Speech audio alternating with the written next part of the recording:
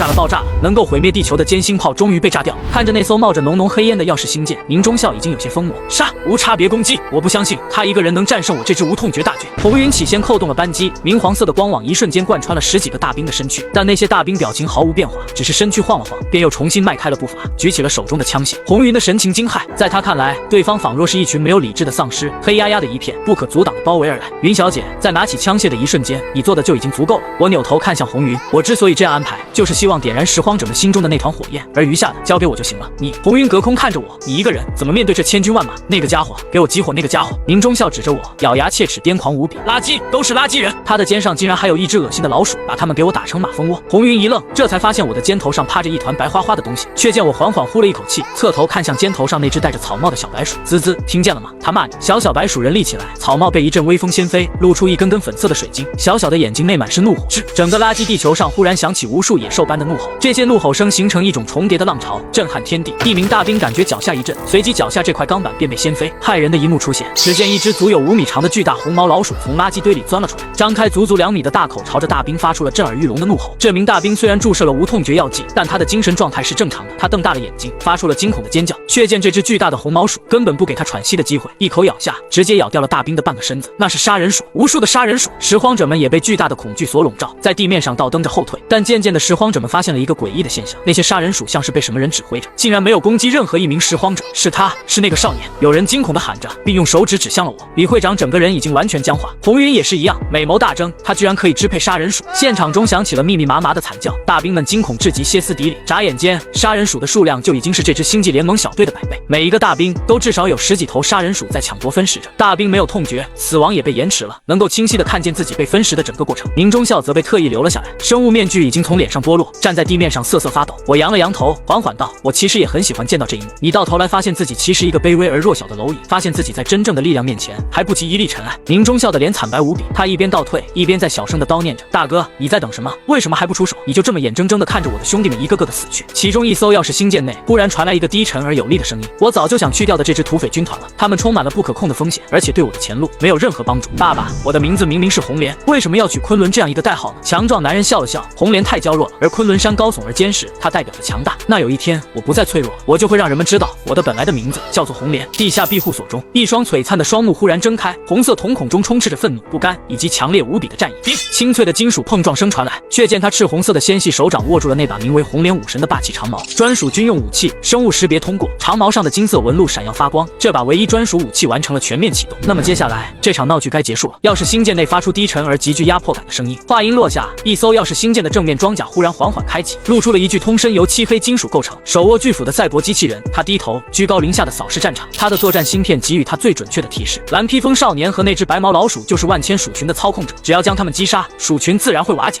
黑色赛博一体发出一种怪异而恐怖的怒吼，以一种超高空俯冲的姿势冲击而下，手中的巨斧电流爆裂，高高扬起，直奔而来。在昆仑被定义为人类叛徒之后，宁风霸占了昆仑的一体研究团队，并使用了压迫性的手段和强硬的态度，逼迫这支团队拿出最新的科技。于是就有了这具人类文明最强的人造一体，它比昆仑整整领先了1.5个级别。宁风力排众议，为这具人造一体起了一个怪异的名字——煞星。要是星舰内，宁风静静地观察地面上的情况，原来在暗中兴风作浪的只是一个乳臭未干的拾荒者。或许他在垃圾地球上找到了某些高等文明的遗骸，但他终究只是一个拾荒者。煞星的躲闪速率和移动速度是超越人类认知的，只需要一个照面就会斩掉他的头颅。那个家伙倒下，这一切也就尘埃落定了。这个家伙有点意思。我仰着头看着俯冲而来的黑色赛博一体，微微活动了一下手臂。那是什么？背后忽然传来拾荒者们的惊呼声。天边那灰蒙蒙的云彩忽然被一抹强烈的赤红光源照亮，仿若晚霞。那光源正在急速的移动，由远及近。天空中的黑色一体煞星忽然急停，他猩红的眼睛微微眯起，扫视着漫天的异象。突然一阵震耳欲聋的音爆声传来，只见远方一个红色的发光体不断撞破空气墙，形成了一种近乎于瞬移视觉错觉，在靠近战场的一瞬间却又突然消失了。煞星的双目微微眯起，高度戒备，侦察芯片发出着预警，敌方隐秘。猛然间，煞星锁定了目标，双目红芒爆闪，骤然回身，一斧劈下。但出乎意料的是，煞星直接一斧劈空，看着空荡荡的前方，他有些不敢置信，自己的侦察芯片来自于人类文明最先进的技术，从来不会出错。忽然，煞星感觉自己的头顶传来凛冽的风声，他猛地仰头，却见一道红色人影从天而降，一股重如山岳的力量传递而来，巨大的冲击力直接让煞星失去平衡，被人踩踏着后背从天空笔直坠落。轰！震荡而起的尘土泛起一层层涟漪，整个地面都呈现漏斗形，下陷数米。尘土飞扬之中，一道身材傲人的身影站在煞星的后背上，静静耸立。被人踩在脚底的煞星面部盔甲扭曲，口中发出怒吼，反手撩起巨斧劈踢向后背上的人影，却见那道人影双腿轻微弯曲，纵身一跃，巨大的反作用力形成一声巨响，地面再次下沉了2米。煞星不但衣服劈空，而且再次遭受重创，被大量垃圾掩埋，现场沉寂了足足10秒钟。众人睁大了双眼，那是一个堪称完美的赛博机械体，某种半透明金属打造的皮肤，像是玛瑙石一般散发着战火一般的红色光泽。无数拾荒者们无一不被这完美的身躯所惊艳，他如晚霞一般，都是这垃圾地球上从没出现过的绝美事物。宁中校神情惊骇，被吓得连连倒退，口中结结巴巴。昆仑星舰中的宁风也是双目猛睁，他的瞳孔里倒映着那具完美的躯体，他居然被修复了，是你给了我第2次生命。赤红色的身影缓缓侧头，露出完美无瑕的侧脸，而且他远远超乎了我的想象，是该叫你昆仑，还是该叫你红莲呢？我看着这道身影，又看了看他手中的红色长矛，我在你身上可是下了血本。赤红色身影的那双美丽红眸闪了闪，一切结束之后，我会报答你。红云和李会长以及附近的拾荒者闻言，内心的震惊已经无法形容，一名拾荒者居然制造出这种级别的赛博一体。响彻天际的怒吼声传来，垃圾飞溅，黑色赛博一体猛然从地面中站起身，手下败将，我要你死！他猩红的双目盯着昆仑，右手握拳砸在左手的斧子上，发出了巨大的金属碰撞声，那是父亲的招牌动作。宁中校见到这一幕，瞳孔突然一缩，随即看向药师星舰大哥，煞星内的大脑是父亲，你不是说他已经被星际联盟轰成灰烬了吗？宁中校的脑海里响起宁风的声音，一个善意的谎言而已。当年他身受重伤逃出了包围圈，是我结束了他的生命，取出了他的大脑，如今又打造成了煞星。常言道，父子同心，我们之间也存在心灵感应，不然我又怎么能远程操控他呢？宁中校的眼中弥漫出深深的恐惧，我怎么不择手段吗？父亲竟然劝我放弃对抗星际联盟，你忘了吗？谁也不能阻挡我的前路。我银河系联盟第4将军花昆仑。赤色身影上前一步，有充分的证据证明你们是一支伪装成联盟小队的匪徒，现在我有权利将你们带回银河联盟总部。